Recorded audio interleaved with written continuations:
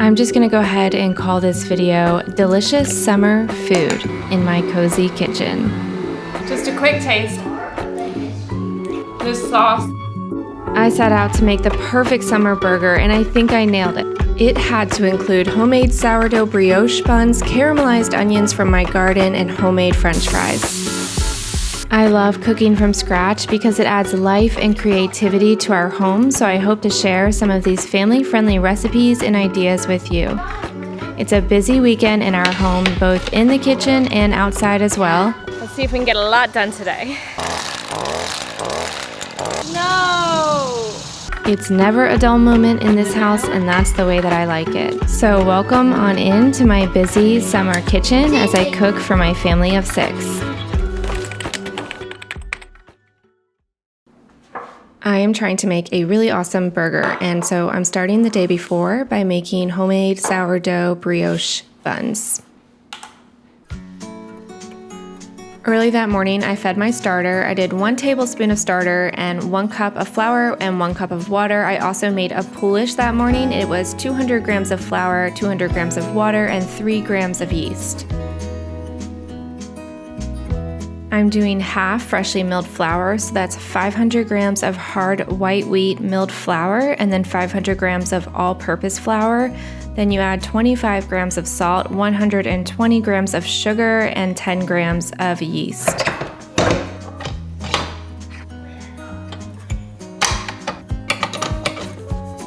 Now I'm combining 240 grams of whole milk with 300 grams of active sourdough starter and adding that to the bowl. Now I'm adding 500 grams of eggs and the 400 grams of poolish. Brioche dough has a lot of enrichments and usually needs a lot of mixing, so I'm using the dough hook on my Anka mixer. While that's going, I'm feeding my starter a cup of flour and a cup of water. I'll let that sit on the counter and rise again so I can use it later. And then your dough should look like this, and at this point you just want to incorporate it, and then you're going to stop it and let the dough rest for about 20 to 30 minutes. When you come back, turn the mixer back on to medium speed. Let the mixer run for 6 to 10 minutes until the dough looks more developed, and then you can start adding your butter. You're going to incorporate 450 grams of unsalted butter. You want it softened but still chilled. You don't want anything too warm going into the bowl here or it will turn greasy. So add it in bit by bit until it's fully incorporated.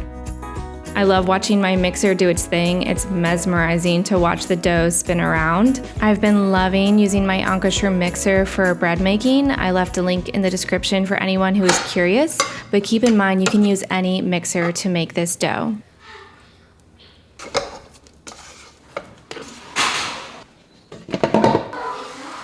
Now your dough is going to go through a 2-hour fermentation. It's best if you place it in a colder spot in your home and then come back and visit it twice the first hour to give it a good stretch and fold to develop the gluten in that dough, and then do it 1 time the second hour. With all of these enrichments, you don't want to let this dough get too warm or over ferment, and so 2 hours is all we need.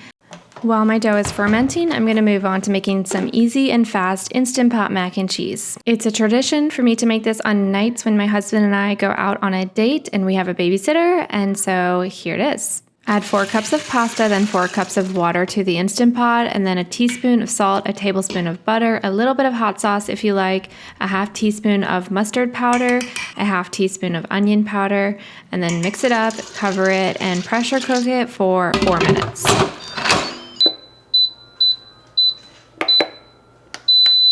Now my dough is done fermenting, so I'm going to transfer it to another bowl, and then I will cover it and put it in the freezer for a few hours, and then transfer it to the fridge before I go to bed.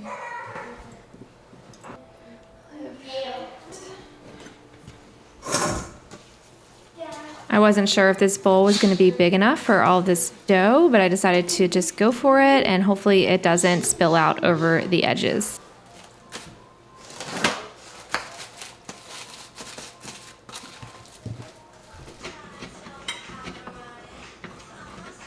This is an arm workout.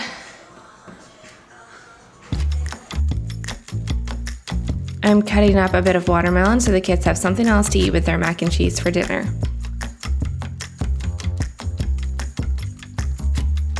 When the Instant Pot is done, manually release the pressure and mix up your pasta. It should be perfectly cooked, if not a little bit al dente, and then add 3 tablespoons of butter and mix that up.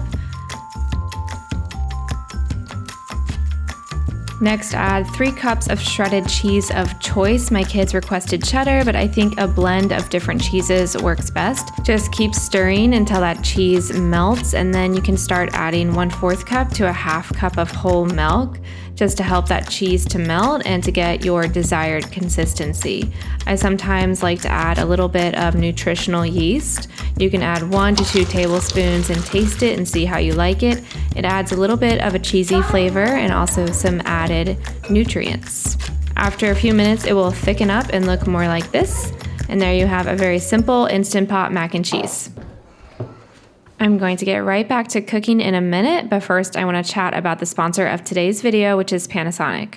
Panasonic sent me their 4-in-1 multi-oven, and I've been putting it to use over the past 2 weeks. I have it set up right now in this little nook in my island. It's the perfect little spot for it. What's great about the Panasonic multi-oven is it's a microwave, a convection oven, an air fryer, and a broiler in one. So it's a great way to save space and provide lots of different cooking functionalities for busy families. Some of the features that I really like about it is I'm able to soften butter easily. You can easily change the wattage on the microwave and set it to a low wattage. What you will notice is that this microwave warms things up evenly. In standard microwaves, you'll find that there are hot spots, but this microwave actually uses inverter technology, and so it evenly warms up everything at the same time. It's also great if you have kids and they want to be able to cook a little bit on their own. My daughter loves to make cookies, and oftentimes she'll make a bunch of cookie dough and then put it into little balls and store it in the freezer. And this little oven is great for when you want to bake just 1, 2, 3 cookies at a time and you don't want to heat up your big oven to do that. It's such an easy way for kids to get busy in the kitchen and try out their cooking skills. There's also a Panasonic kitchen app that this microwave connects up to. So as you can see, you can scroll through options and get ideas for things you want to make, and it tells you exactly how to make it in this oven. I feel like the app is really informative for the different modes and functionalities of the microwave because there are a lot of different settings you could play around with. I tested out the air fryer making my very favorite air fryer chicken recipe with paprika, smoked paprika, garlic powder, onion powder, salt, brown sugar, and cornstarch. You mix that all together with a little bit of olive oil and then place it into the air fryer basket and cook it at 425 for about 13 to 15 minutes. When it is finished, you can remove the air fryer basket from the oven and place it on a cutting board and let your chicken rest for a minute or 2, and you will notice that it is air fried to golden, juicy perfection. It is so tender and delicious with a little bit of crisp on the edges. Such a perfect, easy and fast weeknight meal. Thank you so much again to Panasonic for sponsoring this video. I left a link in the description so you can go check out the Panasonic 4-in-1 multi-oven. The next day, I have a lot of housework and yard work planned, and I'm starting off my day with a large, delicious, nutritious smoothie. I have gotten a lot of questions lately asking for my smoothie recipe. It's never exactly the same, but this is my berry vanilla morning smoothie. It's so delicious when you're craving something fruity, and then other times I'll do a chocolate smoothie recipe.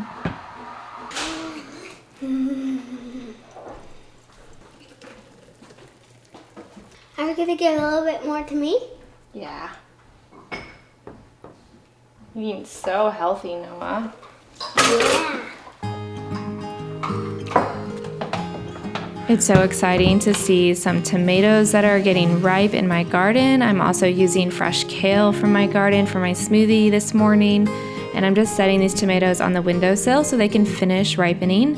And now I'm just going to chug down my coffee and smoothie, and I've got my work overalls on because I'm planning on getting a lot of messy, sweaty work done on this day.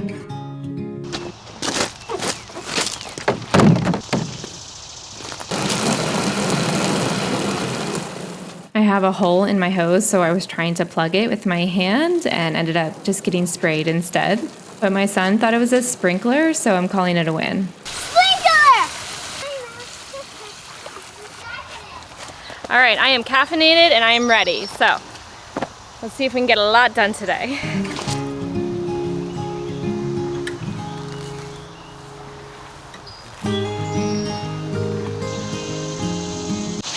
haven't had the best success with outdoor yard equipment in my life, so not feeling very confident about this.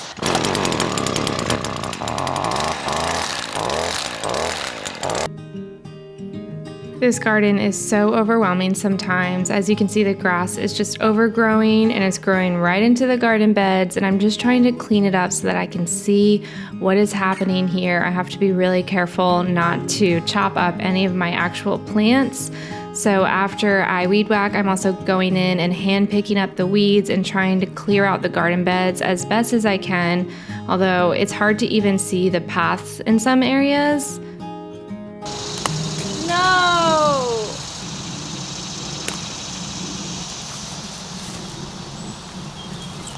Here is the pile of produce that I had to sacrifice as I was weeding. I kept accidentally pulling up things, and now I'm staking up my peppers and just trying to bring a little more order. I don't feel like a very good gardener right now. After hand weeding the garden beds for about an hour, I'm going to try and finish off with the weed whacker around all the edges again. That is, of course, if I can get this weed whacker started again.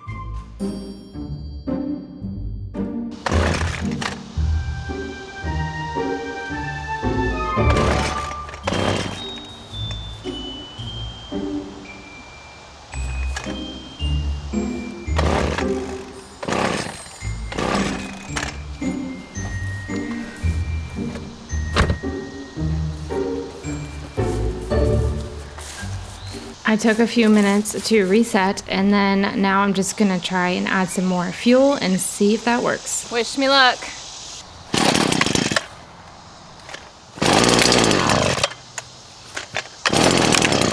Ah.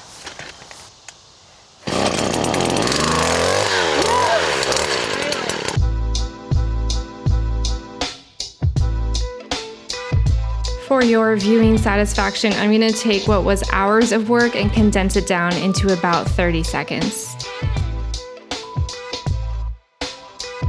I don't know about you, but I love the satisfaction and feeling after a full day of house and yard work. It feels so good to see the progress. This patio was disgusting. The mildew just kind of grows on it in the shade here. Thankfully, I was not alone. I had some helpers, and my husband is going to take over this job for me while I get started on making dinner.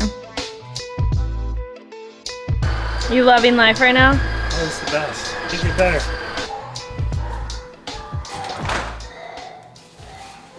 Okay, now let's get down to some cooking. I am really excited about the dinner I have planned. I'm going to make some smash burgers and bake up these delicious buns and then make some caramelized onions. I'm super excited. So for the buns, I took my dough straight from the refrigerator, and I'm cutting off each piece and weighing it to 116 grams or around there. Shape it into a bun shape and place it on a oiled or parchment lined sheet pan, and make sure you space them out so they have room to rise. These are going to be fairly large hamburger buns. And then I made such a large batch of this dough that I'm going to have lots of extra buns. So I'm baking them all at once, and then I'm going to freeze half of these. I'm starting to notice a trend, especially in my videos, that I really like to do things in bulk. So I like to do a lot of yard work at once and then kind of let it go for a while. And then I like to do a lot of baking at once. So these buns are now shaped, and I'm going to let them rise for an hour and a half to 2 hours. And while that's happening, I'm making some s'mores bars with my boys. This is a very kid-friendly recipe, and I left a link in the description.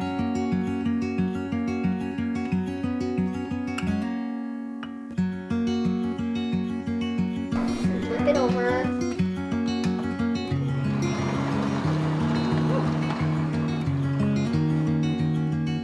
All right, now we're supposed to crush up some graham crackers. So we're gonna put the graham crackers in a bag. I can't open it. You wanna sit on the counter and watch? We know. Maybe use your thumb and go.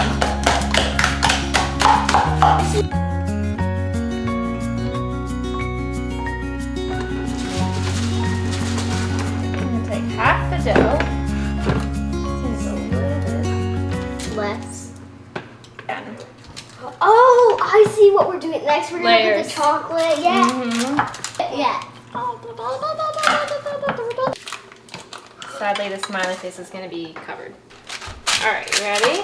All of it. And make a flat crust. Put it in there, Noah. No. Whole entire bar. Yes. This one too. Oh no. Not gonna be one left. See. This covers the whole thing. We see lots of chocolate over here. It's like, oh, that looks so good. Oh wait, that's so smart. Wait, that's so pretty. Pretty. Mom, mix it up. Okay. He's gonna face plant. I'm gonna draw another one on the top. It's a peanut butter. Look at that beauty. Okay, it's going in the oven. Ready? He's gonna get melted. I'll help you. Yeah, it's really Okay. Nice job, boys. Let's Okay. All right. Oh, buddy. Now I'm using all of those onions that I pulled from my garden on accident, and I'm gonna make caramelized onions. So it ended up working out in my favor because I don't know if I would have made these had I not pulled up so many onions, but I'm just cutting them very thinly, and I have a candle right by my chopping board because I had some comments, well, a lot of comments from you guys about how to reduce the onion fumes that make you cry, and one of them was to light a candle. So I did that, and I have to say that it does help a ton. So for these caramelized onions, you want to use a large skillet, add a little bit of water, about 2 tablespoons of olive oil, about a half teaspoon of salt, and then turn it on to medium and cover it and let it steam for about 15 minutes, and we'll come back to that later. These are some teeny tiny little onions that came from my garden. I'm gonna chop them up really finely and then add them to a burger sauce that I'm making.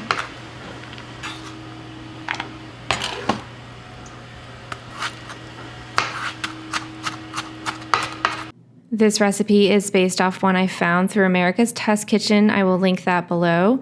You're going to chop up a dill pickle and I added about 2 tablespoons of pickle juice. And then I added a big squeeze of ketchup and then about 4 tablespoons of mayo. Mix that up really well and also add in a pinch of pepper, which I forgot, so I added that after this. But this sauce is incredibly delicious, the best burger sauce I've ever made, and it's so simple. So this one's definitely going in the family binder so I don't forget it. So now my buns are risen. I'm gonna give them an egg wash. Then I'm gonna sprinkle them with some sesame seeds, and then I'll bake those at 450 for 15 minutes. I have 4 pans of these buns, and I'm gonna bake them one at a time. And meanwhile, while that is going on, I'm gonna make some French fries. I don't always do this, but it is helpful if you have time to soak your French fries in some ice cold water. This helps them to be crispy on the outside and fluffy on the inside. My first tray of buns are finished. I'm going to put in another pan, and now I'm taking my potatoes out of the water. I'm gonna dry them as best I can and then toss them in some avocado oil and some salt. And then that's gonna go on a hot cast iron pan that is currently preheating in the oven with the buns. So it's really nice and hot. So when I add that, it's gonna be sizzling like crazy.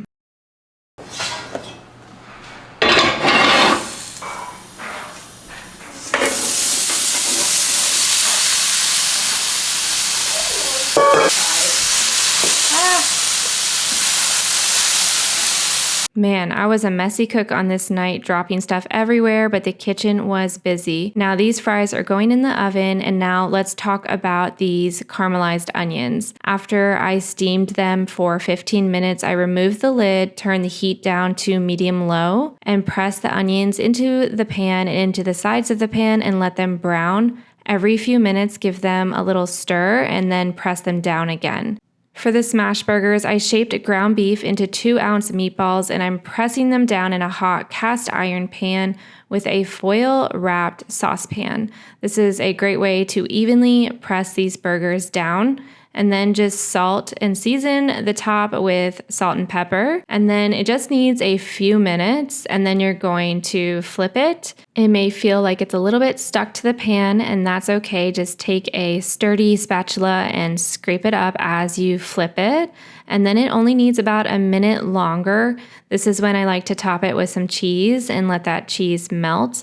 And then just transfer it to a plate and 2 of your burgers are done, and repeat that with all of the other burger patties. This smash burger recipe is from America's Test Kitchen. I love following America's Test Kitchen. I'm just a home cook, and so I really lean on the professionals to learn the different methods of doing things. These are my French fries. They did end up burning a bit on the bottom. That's because I had that pan on the bottom rack because I was baking bread. So I then moved it to the upper rack and I'm finishing it off up top. The process of making these smash burgers goes pretty quick. It can be a little hectic, so as long as you're prepared, it should go smoothly. And now I'm adding an 1/8 teaspoon of baking soda with a tablespoon of water to the onions. This speeds up the browning process, and as you can see, they turned out so beautiful, and I'm so glad I was able to use up all my garden onions from that day. So now we worked really hard making all of our burger components, so let's go ahead and assemble these burgers.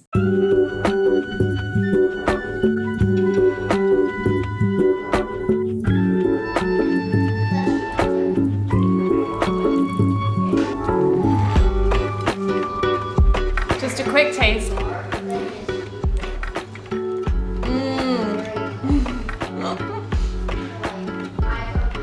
This sauce and these caramelized onions and these buns make this the best burger I've ever made.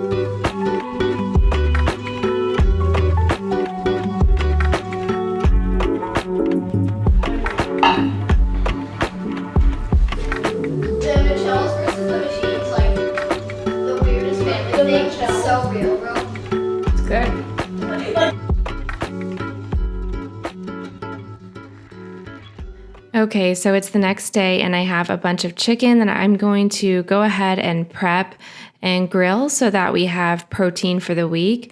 I like to cut my chicken really thin and then pat it dry, pound it down, and then season it the way that you like. So I'm doing that here. Okay, so today I'm going to make a bunch of chicken. I'm gonna make 2 different versions, a barbecue smoked chicken, and then I'm gonna do just another marinade that I found that I think will be really delicious. The barbecue one I'm gonna make now and cook it pretty soon on the smoker because my husband and 3 of my kids are going to a baseball game tonight, and so I'm gonna pack them some barbecue chicken sandwiches with the buns I made yesterday and then the chicken I'm cooking today. So I've got my chicken all cut out and ready to go. I'm just gonna season it with some, barbecue type spices and a little bit of olive oil and just let it kind of sit for a bit, and then I'll smoke it. So I'm just making this up as I go. I did a teaspoon of pepper. I have 6 whole chicken breasts that I've cut thinly. I'm gonna do a teaspoon of onion powder. Maybe I'll do 2. So I really like the flavor of that. I'm gonna do a lot of smoked paprika. I just got this. So let's say 2 heaping teaspoons. And then I'm gonna do let's say a teaspoon of chili powder, a teaspoon of garlic, a teaspoon of oregano, Let's do maybe 2 or 1.5 teaspoons of salt. And last but not least, I'm going to do 3 teaspoons of brown sugar. This will help it caramelize and add some extra flavor. I also think I should add a little bit of apple cider vinegar for some like tart tanginess. So I've got that. Hopefully that wasn't too much. Olive oil.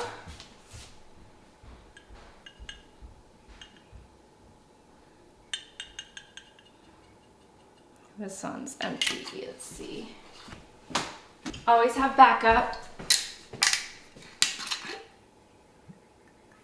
I'm gonna guess this is about 2 tablespoons of olive oil. The olive oil is just to help the chicken as it marinates so that the flavors are able to kind of absorb into everything. Smells really good. Okay, so here's our spice rubbed chicken, and I'm just gonna let this sit. I'm gonna put a lid on it and put it in the refrigerator for about an hour, and then I'm going to cook it.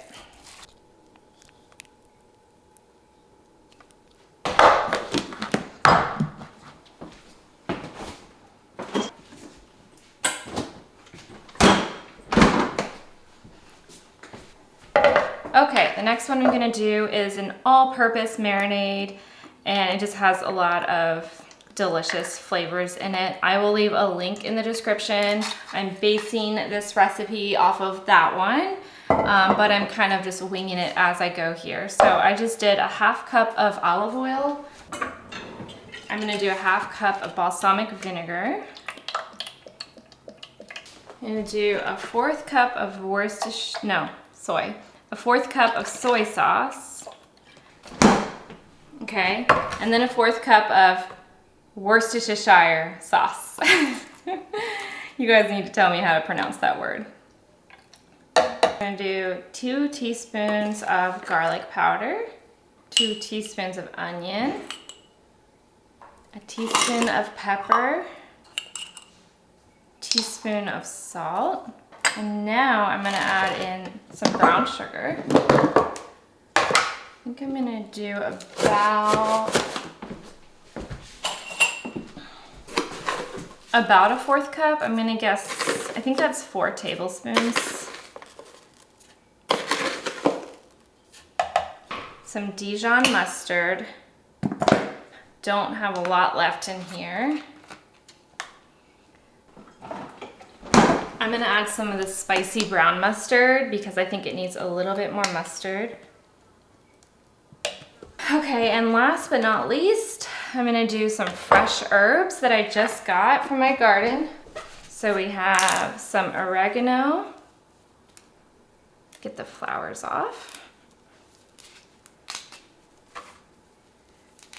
So we have fresh oregano. I'm also adding some fresh thyme and some fresh rosemary, and then I'm just going to chop these up nice and small and then add those to the liquid marinade.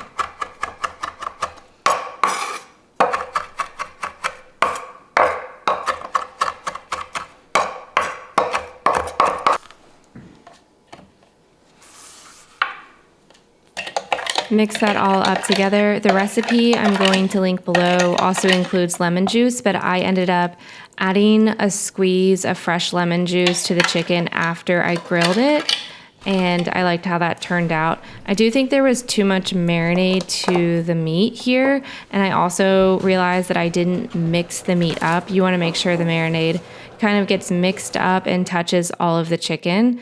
I didn't get any footage of that chicken when it was finished because I made it the next day and I was finished filming, but it turned out pretty good. However, the barbecue chicken was definitely my favorite, and so I'm working on a salad right now to go with that. I'm doing a cucumber salad. I got some fresh dill from my garden, and I'm doing a 1/2 cup of sour cream,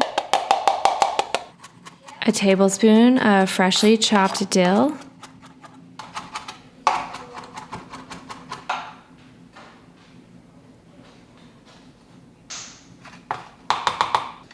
the juice of half of a lemon, and then grate 2 cloves of garlic into that. Give it a little bit of salt and pepper, and then I also added a teaspoon of maple syrup just to balance out some of those flavors. Then I'm going to put this in the fridge, and I will pour it over the cucumbers right before it's time to serve them. My barbecue chicken is going on the grill now, and now I'm going to finish up my cucumber salad.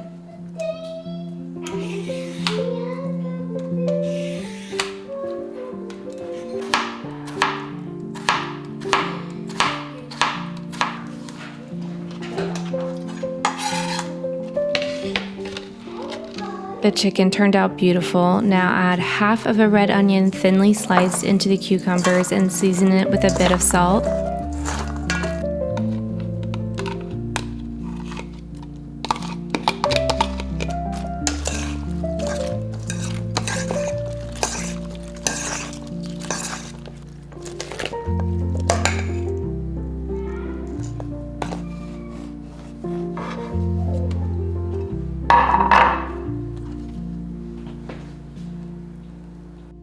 I'm making a quick sauce that is half mayo and half barbecue sauce. We love this combination. It goes so well with this sandwich as well.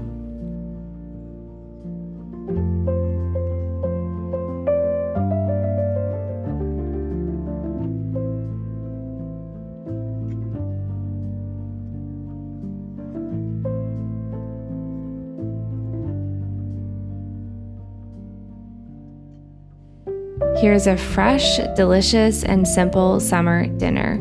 I had this for dinner and I packed up 4 sandwiches to go for the rest of my crew who were leaving for the baseball game. Thank you so much for watching this video and for allowing me the opportunity to do things that I love and to share them with you. I hope you learned something new and feel inspired to get busy in your own kitchen. I had so much fun cooking with you today, and I will see you in my next video. Please like and subscribe and leave a comment and say hey if you liked this content. I appreciate you guys so much.